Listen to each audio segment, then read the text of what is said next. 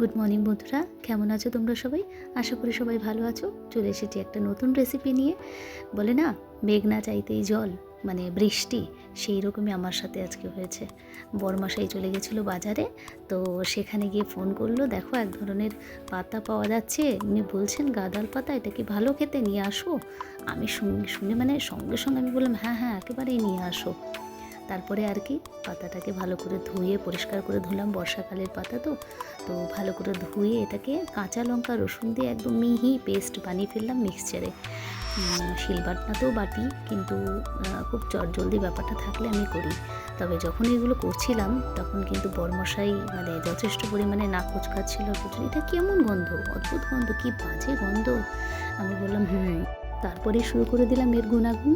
কোষ্ঠকাঠিন্য, আমাশা, পেটে gas problem করলে তো এই পাতা বাটা, পাতার ঝোল মাছ দিয়ে আর বড়া খেতে খুবই ভালো লাগে। বাস তারপরে চটজলদি তেলের মধ্যে কালো জিরে ফোড়ন দিয়ে পাতাটাকে ভালো করে একটু লবণ দিয়ে ভালো করে ভেজে নেড়ে চেড়ে নিয়ে একটু ঢেকে দিলাম কিছু সময়ের জন্য।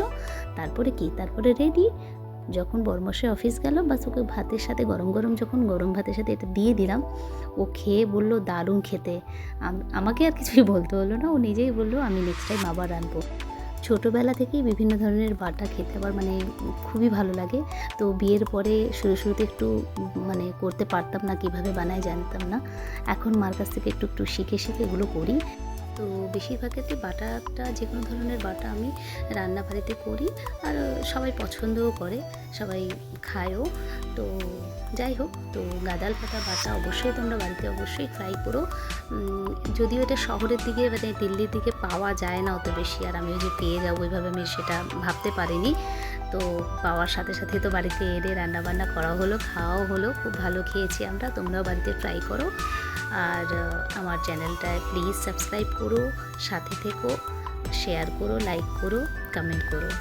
দেখো গরম গরম ভাতের সাথে কিন্তু আজ জমে যাবে। থ্যাংক ইউ বন্ধুরা।